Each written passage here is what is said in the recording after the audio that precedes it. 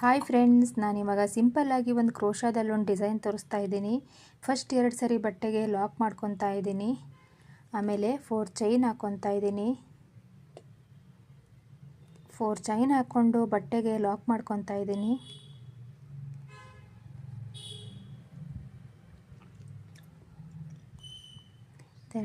ಮತ್ತೆ ದಾರನ ಮೇಲೆ ಮಾಡಿ ಒಂದು ಸ್ವಲ್ಪ ದೊಡ್ಡ ಬೀಡ್ಸ್ನ ಇನ್ಸರ್ಟ್ ಮಾಡ್ತಾ ಇದ್ದೀನಿ.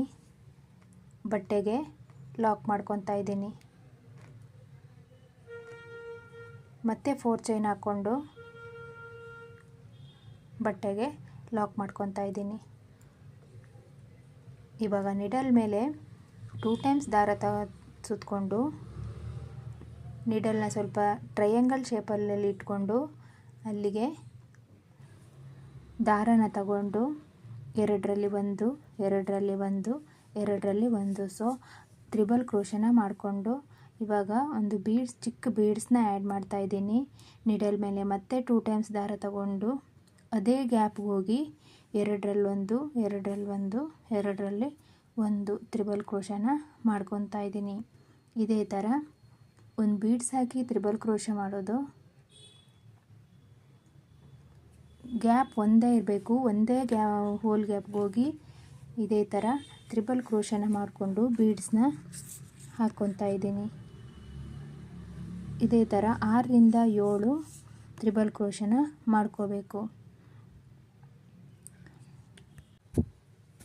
ಈ ಥರ ಮಾಡಿಕೊಂಡಾಗ ಒಂದು ಚಿಕ್ಕ ಆರ್ಚ್ ಕ್ರಿಯೇಟ್ ಆಗುತ್ತೆ. ಈ ಥರ ಮಾಡ್ಕೋಬೇಕು.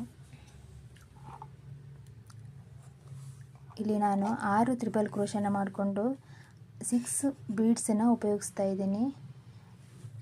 ಈ ಥರ ಮಾಡಿಕೊಂಡು ಮತ್ತೆ ಸ್ಮಾಲ್ ಬೀಡ್ಸ್ನ ಹಾಕ್ಕೊಂಡು 2 ಸರಿ ದಾರನ ತಗೊಂಡು ಅದೇ ಗ್ಯಾಪ್ಗೆ ಹೋಗಿ 2ರಲ್ಲಿ 1, 2ರಲ್ಲಿ 1, 2ರಲ್ಲಿ 1 ತ್ರಿಬಲ್ ಕ್ರೋಶನ ಮಾಡಿಕೊಂಡು ಈ ಥರ ಆರ್ಚ್ ರೆಡಿ ಆಗುತ್ತೆ. ಅದು ಎಲ್ಲಿಗೆ ಬರುತ್ತೆ ಅಲ್ಲಿ ನೋಡಿಕೊಂಡು ಲಾಕ್ ಮಾಡ್ತಾ ಇದ್ದೀನಿ.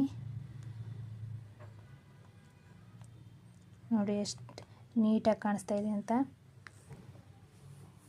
ನೀವು ಇದೇ ಥರ ಕುಚ್ಚ ಮತ್ತು ಕ್ರೋಶವನ್ನು ಬೇಸಿಕ್ಕಿಂದ ಕಲಿಬೇಕು ಅಂದರೆ ನಮ್ಮ ಚಾನಲ್ US ಕ್ರಿಯೇಷನನ್ನು ಸಬ್ಸ್ಕ್ರೈಬ್ ಮಾಡಿಕೊಳ್ಳಿ.